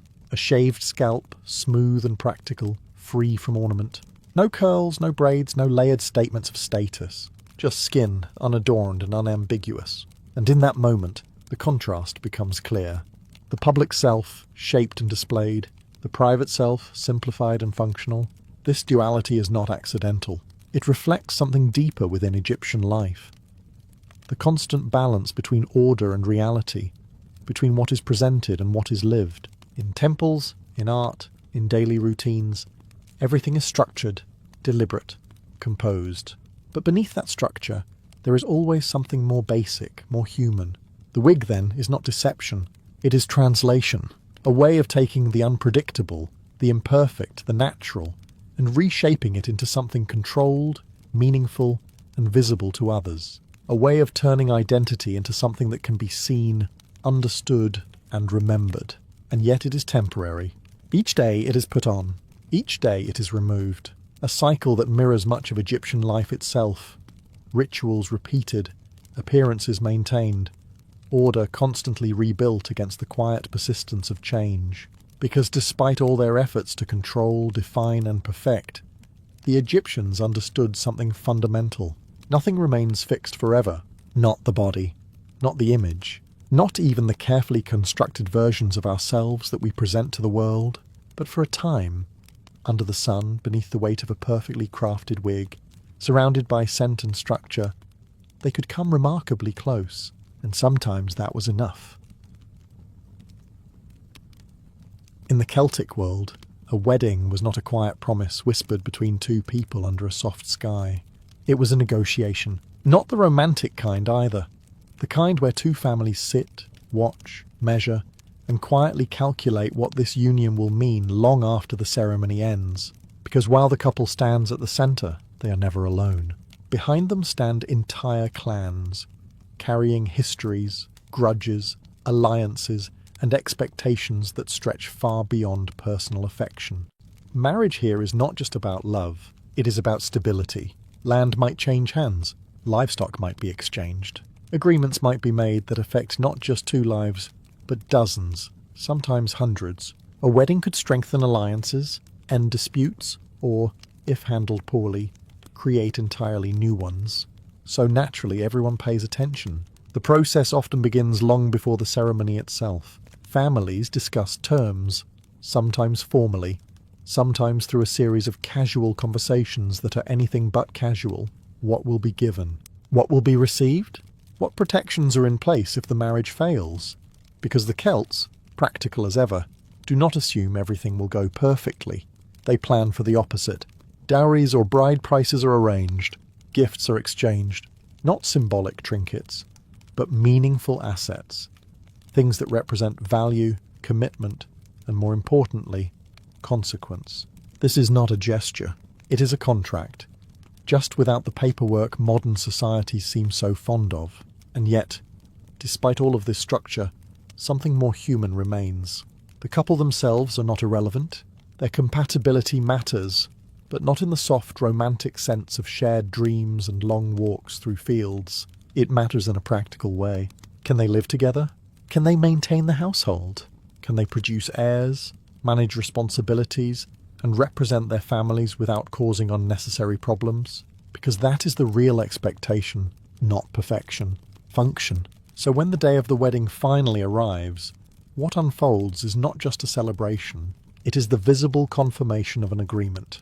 A moment where two individuals step forward, yes, but more importantly, where two clans bind themselves together with all the weight, opportunity, and quiet tension that such a bond inevitably brings. And once that bond is made, there is no pretending it was ever simple. Once the agreement is settled, terms discussed, expectations quietly locked into place, the next phase begins. People arrive, and not just a few close relatives carrying polite smiles. Entire groups begin to gather, moving across hills, forests, and rough paths, bringing with them not only gifts and provisions, but presents. Because in a Celtic wedding, showing up is not optional, it is a statement. Who attends matters. Who does not attend matters even more. Families arrive in clusters, often dressed in their best garments, not necessarily for vanity, but for representation. You do not just appear as yourself, you appear as part of something larger. Your clan's strength, wealth, and cohesion are quietly displayed through numbers, behaviour, and the subtle art of looking like you belong exactly where you stand. The location itself is rarely random. Ceremonies often take place outdoors, near natural landmarks, groves, rivers, open fields, or ancient stones that have stood long enough to make human agreements feel temporary by comparison. These spaces are not chosen for beauty alone, they carry meaning. Nature, in Celtic belief, is not a backdrop. It is a participant. The land witnesses the union, the sky watches, and the elements, earth, air, fire, water, are present whether acknowledged directly or not. It adds a layer of seriousness that no enclosed hall could quite replicate. As the crowd gathers, the atmosphere becomes something layered. There is excitement, certainly. Weddings are among the few occasions where large groups come together without the immediate expectation of conflict. But beneath that, there is observation. People watch each other. Old rivalries may be set aside for the day, or at least politely ignored. New alliances are noted. Conversations happen in quiet corners. Words exchanged that have little to do with the couple and everything to do with the shifting landscape of relationships. Meanwhile, preparations continue. Food is arranged. Fires are built. Space is cleared for the ceremony itself. Everything moves with a sense of purpose, even if no one is giving direct orders. Tradition guides the process more than any single individual. And at the centre of it all, the couple waits. Not isolated, but not entirely part of the crowd either. They stand between two worlds, their separate pasts, and the shared future that is about to be declared in front of everyone present. Because once the ceremony begins, this gathering will transform, from observation into witness. As the gathering settles, conversations quieting, movements slowing, the focus shifts toward the centre. Not a grand structure, not a decorated hall, but something far older in meaning. A space is marked, sometimes with stones, sometimes with simple boundaries drawn by those who know the ritual. It does not need to be elaborate. It needs to be understood. This is where the ordinary ends and something more deliberate begins. At the heart of this space, a fire is prepared. Not for warmth, though it provides that. Not for cooking, though it could serve that purpose later. This fire exists for something else entirely. It is a witness, a symbol, a constant presence that transforms the ceremony from agreement into something binding. Because in Celtic belief, fire is not passive. It sees. It carries meaning between worlds, the visible and the unseen. To stand beside it is to place your words, your promises, and your intentions in full view of something that cannot be easily ignored or deceived. The flames are lit, slowly at first, then stronger, steady, controlled. Not a raging blaze, but something contained, purposeful, enough to be felt, enough to be seen. Its light flickers across the faces of those gathered, casting movement where there was stillness, reminding everyone present that this moment is not static, it is alive. The couple is brought forward. They stand beside the fire, close enough to feel its heat, far enough to remain composed. This is no longer about them as individuals, it is about what they represent. Two lines, two histories, now positioned together in a place where separation no longer defines them. Around them, the crowd forms a quiet boundary, no longer observers in the casual sense, but witnesses. Each person present now holds a role, whether spoken or not. They see, they remember. And by being there, they validate what is about to happen. The fire continues to burn, unimpressed by human emotion, indifferent to hesitation. It does not pause. It does not wait. It simply exists, steady and certain, as if to remind everyone that whatever is spoken here will stand against something far more enduring than individual desire. And in that presence the ceremony begins to take shape. Words will soon be spoken, promises made. But first, the couple must stand still, side by side, in the glow of something that has no interest in compromise. Because once the fire witnesses it, there is no pretending it did not happen. With the fire steady and the gathering now silent in the way only a fully attentive crowd can be, the ceremony moves to its most recognizable moment, the binding. This is where the phrase tying the knot stops being a metaphor and becomes something far more literal. The couple steps closer together, their hands brought forward, usually the right hands, though traditions vary slightly depending on region and interpretation. And then a cord is introduced. Not just any cord. It may be a braided rope, a woven cloth, or a strip of fabric prepared specifically for this moment. Sometimes simple, sometimes decorated, but always intentional. Because this is not decoration.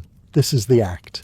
The officiant, often a druid or elder, someone trusted to understand both the ritual and its meaning, wraps the cord around the couple's hands, slowly, deliberately, each loop placed with care, as if rushing would somehow weaken what is being created. The hands are bound together, not tightly enough to cause discomfort, but firmly enough to be felt, a physical reminder that what is happening here is not abstract. This is not just spoken, it is enacted. And as the cord settles into place, something shifts. The two individuals who stood beside each other only moments ago are now connected, not symbolically in the vague sense, but visibly, undeniably.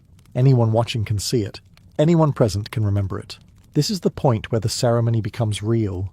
Words may follow, vows may be spoken, but this moment, the binding, is what defines the union. It represents not just connection, but obligation, a joining that carries weight beyond emotion. Because in Celtic tradition, handfasting was not always permanent in the modern sense. Some unions were formed for a set period, a year and a day, after which the couple could choose to continue or part ways. A practical approach, one might argue, allowing for compatibility to be tested before committing indefinitely. But whether temporary or lifelong, the meaning remained the same. You are bound. Your actions affect each other. Your choices are no longer entirely your own.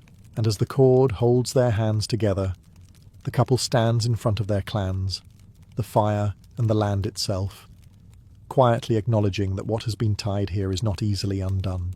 Because once bound, even briefly, nothing returns to what it was before. With hands bound and the fire steady beside them, the ceremony reaches its most dangerous moment, the speaking. Because silence up to this point has been safe. Actions can be observed, interpreted, even slightly misunderstood if necessary. But words, once spoken, have a habit of staying exactly where they were placed, refusing to be adjusted later, when reality proves less cooperative. The couple now faces each other, bound together, close enough to feel the tension of the cord, aware of every eye watching, every ear listening. This is no private exchange. There is no room for vague promises or poetic exaggeration that sounds good in the moment, but dissolves later. What is said here matters. Vows in a Celtic wedding are not standardized lines repeated without thought. They vary, sometimes simple, sometimes deeply personal, but always rooted in the same idea. Commitment expressed in terms that can be understood by everyone present. Promises are made to support, to protect, to remain loyal, not in the abstract but in practical ways, to share burdens, to maintain the household, to stand together in times that will almost certainly test whatever confidence they feel now. Because unlike modern ceremonies that occasionally lean toward optimism, Celtic traditions carry a quieter realism. Life will not be easy, so the vows reflect that. There is often an acknowledgement of uncertainty, of seasons changing, of fortunes rising and falling. The promises are not about perfection, they are about endurance, about remaining bound, not just when it is convenient, but when it is difficult. And as each word is spoken, it is witnessed, not just by the officiant, but by the entire gathering. Family members, allies, even those who arrived out of obligation rather than affection. They all hear it, and once heard, those words become part of something larger, a shared memory, a record that exists without writing. Because in a society where agreements are often reinforced through reputation rather than documentation, what is spoken publicly carries weight. Forgetting a vow is one thing. Being reminded of it by an entire community is something else entirely. The fire continues to burn beside them, indifferent but present. The cord remains tied, and with each promise spoken, the binding deepens. Not physically, but in a way that is far more difficult to undo. Because once words are released into the air, especially in a moment like this, they do not disappear. They remain, and they expect to be honoured. With the vows spoken, carefully, publicly, and now permanently lodged in the memory of everyone present, the ceremony shifts from words to something far less poetic. Assets. Because while promises are meaningful, they are also, from a Celtic perspective, incomplete without reinforcement. A union may be blessed by fire and witnessed by clans, but it is secured through exchange. Gifts are brought forward. Not casual offerings, not symbolic trinkets meant to be admired briefly and forgotten. These are deliberate, practical contributions. Items that carry value, purpose, and consequence. Livestock, land rights, crafted goods, weapons, textiles. Each piece represents more than generosity. It represents commitment. Often, one family provides a bride price, while the other contributes a dowry. The terms vary depending on region, status, and prior agreement, but the logic remains consistent. Both sides invest, both sides risk, and both sides gain something tangible from the union. This is not transactional in a cold sense. It is stabilizing, because a marriage without shared investment is fragile, but a marriage reinforced with resources, things that can be counted, used, and, if necessary, reclaimed, becomes something far more durable. If the union fails, there are consequences. If it succeeds, there is growth. Everything is accounted for, and importantly, everything is witnessed. Nothing is handed over in secret. The exchange happens in front of the gathered clans, ensuring that there is no confusion later. Who gave what? Who received what?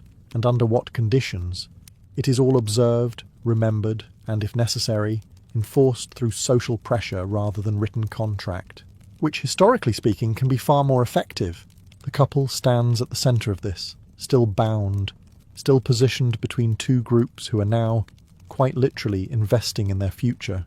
What they receive is not just wealth, it is expectation, to manage it, to grow it, to justify it. Because once resources are tied to a union, that union carries weight beyond emotion. It becomes something that others depend on, something that reflects not just personal success, but the strength of the agreement itself. And as the final items are exchanged, the message becomes clear. This marriage is no longer just spoken, it is anchored, bound not only by vows and ritual, but by the very real, very tangible reality of shared value. And that kind of bond is not easily ignored. With gifts exchanged and the union now anchored in more than sentiment, the ceremony turns to something older, quieter, and far less negotiable. The blessing. Because in a Celtic worldview, a marriage witnessed only by people is incomplete. Humans forget. They argue. They reinterpret events in ways that are convenient rather than accurate. If you want something to endure, you involve forces that are less flexible. So the couple, still bound, still standing beside the fire, becomes the focus once again, not as negotiators, not as recipients, but as participants in something beyond their control. The efficient steps forward, often a druid or an elder deeply familiar with tradition. They speak not to the crowd, but outward, to the land, the sky, the unseen presence that is believed to exist just beyond what can be touched. Their words are not casual. They are structured, deliberate, carrying the weight of repetition across generations.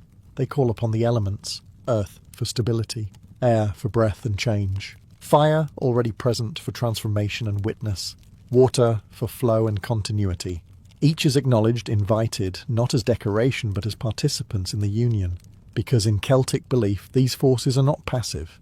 They shape life, influence outcomes, and, if ignored, tend to make their displeasure known in ways that are difficult to ignore. The couple may be guided to touch the ground, to face the fire, to turn toward the wind, or to acknowledge water nearby. Each action reinforces the same idea. This marriage is not isolated. It exists within a larger system, and that system is now aware of it. Around them, the gathered clans remain silent, but their role has shifted once again. No longer observers or negotiators, they become witnesses in a deeper sense. They are not just remembering what happened. They are validating that it has been seen, heard, and accepted not only by people, but by the world itself. And in a culture where land and lineage are intertwined, that matters. Because a blessing is not just approval, it is expectation, a quiet understanding that what has been joined here should endure, should function, should align with the order of things rather than disrupt it. The fire continues to burn, steady as ever. The cord still binds. And as the final words of the blessing settle into the air, the ceremony reaches a point where nothing more needs to be proven.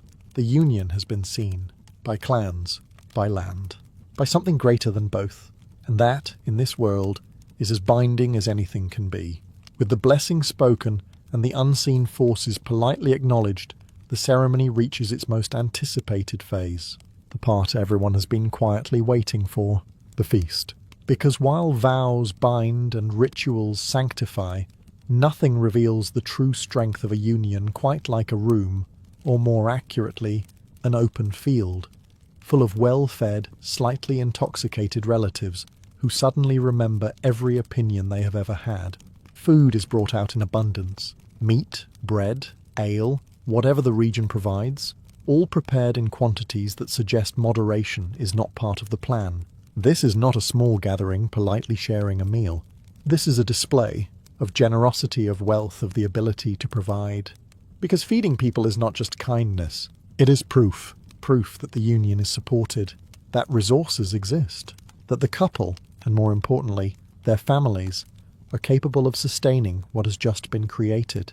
A poor feast would raise questions. A strong one answers them before they are asked. And as the eating begins, so does the real interaction. People talk, not the careful, measured conversations of earlier, but something looser, more honest. Stories are told. Some about the couple, others about entirely unrelated events that somehow become relevant after enough ale. Laughter grows louder, restraint fades, and the boundaries between clans begin to soften, or occasionally sharpen. Because gatherings like this do not just strengthen alliances, they test them. Old tensions may resurface, disguised as jokes or casual remarks. Rivalries might briefly reappear, only to be smoothed over, or not, depending on how the evening unfolds. The success of the feast is not measured only by the quality of the food, but by the absence of conflict, or at least the successful containment of it. Meanwhile, the couple moves through this environment carefully, no longer at the centre in the ceremonial sense, but still very much observed. How they interact, how they carry themselves, how they respond to both praise and subtle pressure, all of it is noted. Because this is their first test, not of love, but of function. Can they exist within this network of relationships without disrupting it? Can they hold their place? As the fire burns lower and the voices grow louder, the answer begins to take shape. Not in words, but in behaviour. And by the end of the night, everyone present will have formed an opinion. Whether they share it is another matter entirely. As the feast begins to fade, voices lowering, fires settling into embers, and the last cups of ale passed with less enthusiasm than before, the ceremony reaches its quiet conclusion, not with a grand announcement, but with a departure, because at some point the couple must leave. Up until now, they have stood between worlds, between their past families and their shared future, between individual identity and something newly formed. But that balance cannot last. The ritual, the vows, the exchanges, all of it has led to this final step, separation from what came before. The couple prepares to go, not in isolation but with awareness. Every movement is still watched, though now less intensely. The crowd, tired but attentive, observes the transition. This is no longer performance. It is reality beginning. Depending on custom, the couple may leave together to a new household, or One partner may be formally brought into the home of the other's clan. Either way, the meaning is the same. They do not return unchanged. Because what has been created cannot be undone by simply walking away. The cord that once bound their hands is removed, but its absence does not erase its effect. If anything, it makes it clearer. They are no longer physically tied, but the expectation remains. The memory remains. The agreement remains, and so does the weight of it. Behind them, the clans begin to disperse. Conversations end. Alliances settle into their new shapes, and life resumes its usual rhythm. Slightly altered, subtly shifted. What was once two separate paths has now become one, and that change extends outward, touching everyone connected to it. Quietly, inevitably, the fire, now reduced to glowing ash, still marks the place where it all happened. A reminder that something was witnessed here, not just by people, but by the land itself. And ahead of the couple lies something far less structured. Not ceremony, not ritual, but life. Unpredictable, demanding, and far less forgiving than the carefully controlled environment they have just left behind. The vows will be tested. The alliance will be measured. The expectations, spoken and unspoken, will need to be met. Because a Celtic wedding does not end with celebration. It begins with it. And everything that follows is where the real binding takes place. Death in the Viking world does not arrive quietly. It does not slip in unnoticed or allow for a graceful pause. It announces itself, loudly, inconveniently, and with a stubborn refusal to be ignored. One moment, a man is alive, boasting of raids and victories. The next, he is very much not, and everyone else is left with a long list of responsibilities. Because for the Norse, death is not the end. That would be far too simple and, frankly, far too boring. Instead, it is the beginning of a journey, one that requires preparation, attention to detail, and a surprising amount of logistics for someone who is no longer capable of contributing. The moment death occurs, the household shifts. Grief is present, yes, but it is not allowed to take control. There are tasks to be done, and delaying them would only make matters worse. The body must be handled quickly, not out of coldness, but necessity. Time, unlike the deceased, continues to move. Family members and close companions gather around the body. There is no dramatic silence, no poetic stillness. Instead, there is movement, purposeful, almost routine. Death is tragic, but it is not unfamiliar. Most have seen it before. Some, more often than they would prefer. The first act is cleansing. The body is washed carefully, removing dirt, blood, and the less dignified signs of death. This is not about vanity. It is about respect.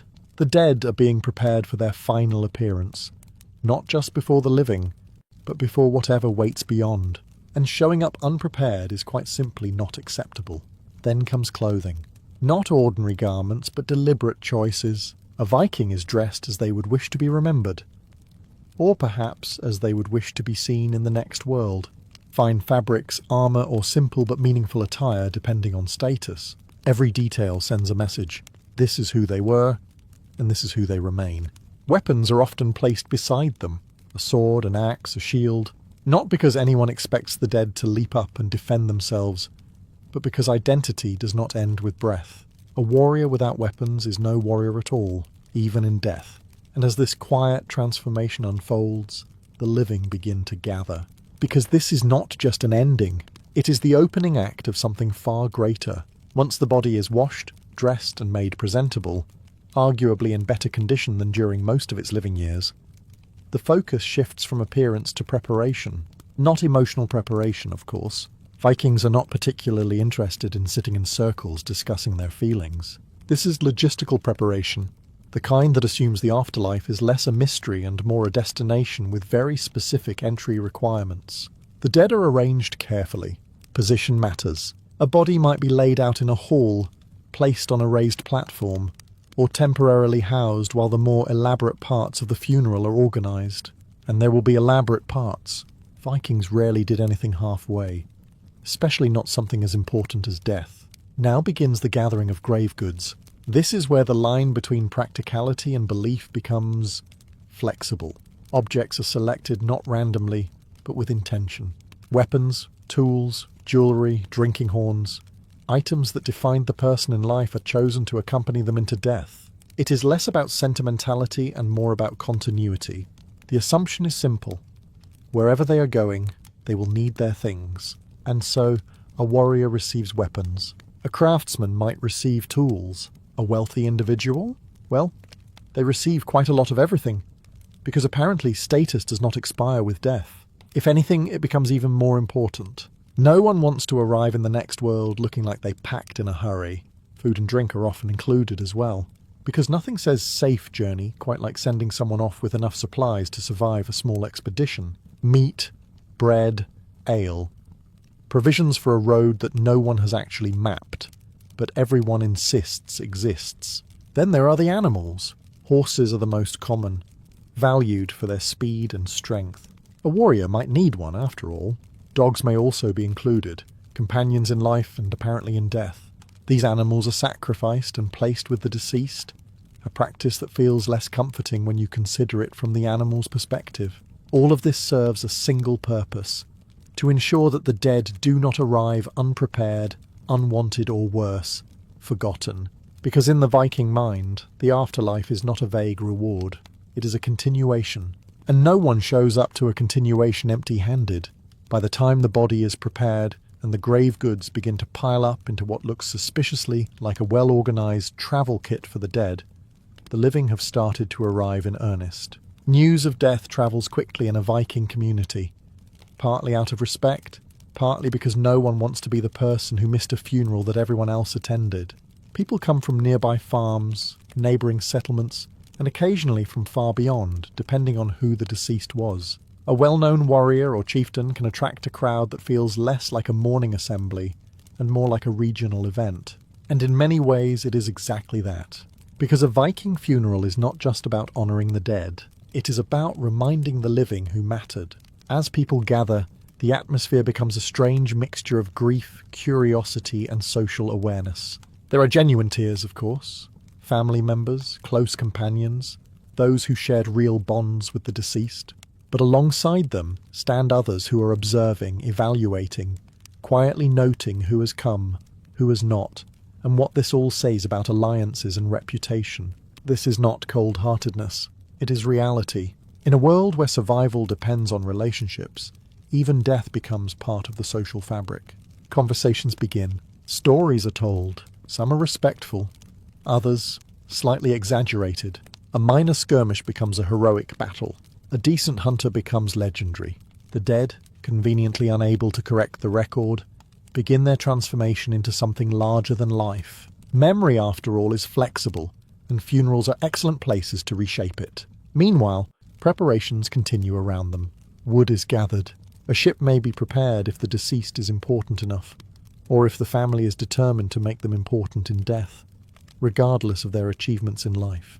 The scale of what is coming becomes increasingly clear. This will not be a quiet burial. This will be something that people remember. And as the crowd grows, so does the sense of expectation. There is an unspoken understanding among those present. This ceremony will reflect not only the life of the one who has died, but the strength, wealth, and pride of those who remain. Because in Viking society, even in death, reputation is everything. And this gathering is where that reputation is about to be displayed in full. Now comes the decision that separates an ordinary farewell from a story people will repeat for generations. How exactly the dead will leave. Burial is an option, of course, quiet, practical, and deeply uninteresting. But for those with status, ambition, or relatives with a flair for spectacle, there is a better choice. Fire. Or more precisely, a ship and then fire. Ideally both. Because if you are going to send someone into the next world, you might as well make sure the gods notice. The ship, if one is used, is not merely a vessel. It is a statement. A declaration that the person being honoured was important enough to be given not just a grave, but a journey. The vessel is dragged onto land or positioned near water, depending on local custom and convenience. Either way, it becomes the centrepiece of everything that follows. The body is placed aboard with careful ceremony. Not tossed in, not hurried. Positioned, arranged, almost staged.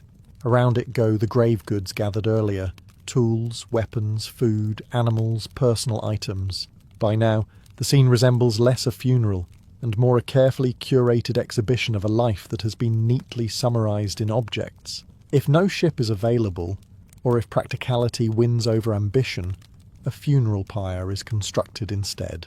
Wood is stacked high, often higher than strictly necessary, because subtlety is not a Viking strength. The goal is not just to burn the body, the goal is to transform it, to send it upward in smoke, to carry it away in fire, to make the departure visible. And visibility matters, because this is not a private moment. The gathered crowd watches as everything is assembled. They observe the scale, the detail, the effort. Every piece of wood, every object placed beside the dead, speaks to the same idea. This person mattered, and we are willing to prove it. There is tension now, quiet but unmistakable. The ceremony is nearing its peak. The preparations, the gathering, the careful arrangements, they have all led to this moment. Soon the fire will be lit, and when it is, there will be no undoing it. Just before the fire is lit, before everything turns from carefully arranged order into irreversible ash, there is a pause. Not a long one, not overly sentimental, but enough to allow the final rituals to unfold. Because even the Vikings, who are not known for their patience, understand that some moments demand a certain ceremony. At the centre of this stage is the ritual specialist, often a woman, sometimes referred to as a seeress or priestess. She steps forward with a presence that quietly silences the crowd. This is not her first funeral. If anything, she moves with the calm confidence of someone who has done this often enough to know exactly how the process works, and perhaps more unsettlingly, believes in it completely. She begins her work. Chants, invocations, spoken words directed not at the living but at the unseen. The gods are called upon, spirits are acknowledged. The path between worlds, whatever shape it takes, is addressed with a seriousness that leaves little room for doubt. This is not symbolic. To those present, this is functional, necessary, like opening a door that does not respond well to being ignored. Meanwhile, the body remains at the centre of attention, surrounded by its collected life. And in some cases, that collection becomes more complicated. Historical accounts, particularly those written by the ever-observant outsider Ahmad ibn Fadlan, describe moments that are far less serene than one might expect. In certain high-status funerals, a human sacrifice may be included. A servant or slave, chosen or volunteered, is prepared to accompany the deceased into the afterlife. The logic is brutally straightforward. A powerful person should not travel alone. The process is ritualized, controlled, and deeply unsettling. The individual is honoured, sometimes intoxicated, and ultimately killed as part of the ceremony. Not hidden, not softened. This is a public act, witnessed and accepted as part of the larger belief system. Back among the living, cups are raised. Not in celebration exactly, but not entirely in sorrow either. Toasts are made to the dead. Words of remembrance, of respect, of carefully curated legacy. Stories resurface again, growing slightly more heroic with each telling. Everything builds toward a single point. The fire has not yet been lit, but the world already feels different. The boundary between living and dead has thinned, stretched by ritual, belief and expectation. And standing at the edge of that boundary, everyone knows what comes next. The moment that turns farewell into finality. At last the waiting ends. After the chants, the offerings, the careful arrangement of everything that once defined a life, there comes a moment when nothing more can be prepared, adjusted, or improved. The ritual has reached its edge. All that remains is the act that gives it meaning. The fire must be lit. There is no universal rule for who performs this task, but it is never random. A close relative, a respected figure, or someone chosen for symbolic reasons steps forward. This is not a casual gesture. It is deliberate, watched by every pair of eyes gathered around. Whoever holds the flame is for a brief moment responsible for bridging two worlds. The torch is brought near. For a heartbeat, nothing happens. Then the wood catches. At first it is unimpressive. A flicker, a small tongue of flame licking at the edges of carefully stacked timber. But patience has never been fire's weakness. It spreads quickly, hungrily, climbing through the dry wood, reaching the ship or pyre, wrapping itself around everything placed there. Soon, the quiet order of the funeral becomes something else entirely. Heat intensifies. Smoke rises thick and dark. carrying with it the scent of burning wood, cloth, and everything that was meant to accompany the dead. The flames grow louder, crackling and shifting, consuming the careful arrangement with ruthless efficiency. What was once deliberate and structured is now chaos, but purposeful chaos. The crowd watches. Some stand in silence. Others murmur prayers or speak softly to the dead, as if their words might still be heard over the growing roar. There are those who weep openly, and those who do not weep at all. Both responses are accepted. Both belong here. The fire does more than destroy. It transforms. To the Vikings, this is not simply the end of a body. It is a release. The flames are not an enemy, but a vehicle, lifting the essence of the person upward, sending them toward whatever fate awaits. Smoke rises into the sky, drifting beyond reach, carrying with it the final trace of the life that once was. There is no turning back now. The moment the fire takes hold, the boundary is crossed. The living remain behind, watching as the dead move on. No longer present, no longer reachable, but not entirely gone. And as the flames continue to rise, one thing becomes certain. The farewell is no longer symbolic. It is final. Fire does not rush, but it does not hesitate either. It works with a steady certainty, dismantling what was once a person piece by piece, until form gives way to heat, and heat gives way to absence. The crowd remains, because leaving early would feel inappropriate. Also, no one wants to be the one who missed the most important part after standing through all the speeches, so they watch. At first, the flames are dramatic, tall, loud, almost theatrical, but as time passes, the spectacle settles into something quieter, more relentless. The ship, if there is one, begins to collapse inward. The structure weakens. Wood splits, cracks, and falls. The carefully arranged items, once symbols of identity, lose their meaning as they blacken and disappear into the same fate. The body itself is no longer distinguishable, and this is where something shifts. Up until now, the dead person has still been, in a sense, present. Lying there, dressed, armed, surrounded by their belongings. Someone you could point to and say, there they are. But as the fire continues, that certainty vanishes. What remains is not a person, but a process. Transformation, if one prefers poetic language. Destruction, if one prefers accuracy. The living react in different ways. Some remain fixed in place, staring into the fire as if searching for something. Perhaps a sign, perhaps reassurance that this is working as intended. Others turn away, unable or unwilling to watch the final stages. There is no judgment either way. The ritual has done its job. What happens now is simply its conclusion.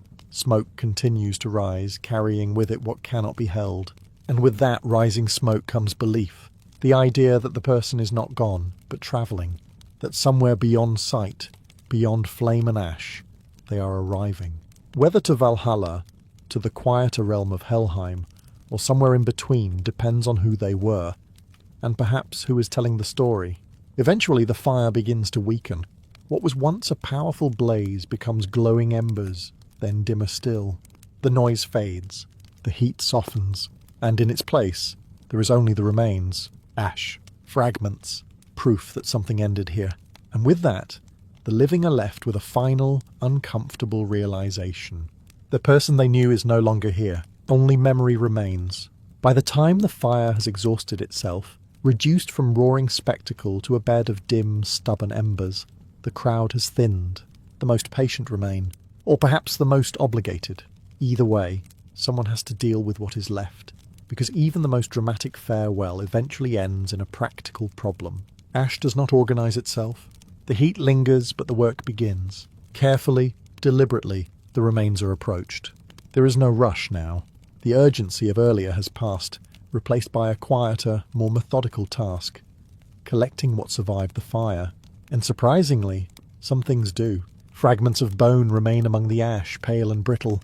Twisted pieces of metal, sword hilts, brooches, buckles, emerge blackened but intact. Fire may transform, but it is not perfect. It leaves behind reminders. Enough to gather, enough to recognize, enough to say, this is what remains of the person who stood here before. The process is not careless. It is handled with attention, sometimes even with a kind of reverence. Bones are selected and placed aside. Objects are retrieved if they can be. What was once scattered is now brought back together, though in a form far removed from anything familiar.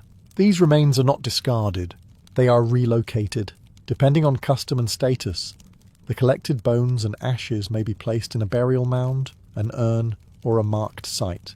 The mound itself becomes a new focal point, not for the dead who are considered gone, but for the living who require somewhere to remember, because memory, unlike fire, needs a location. Stones may be arranged, markers set.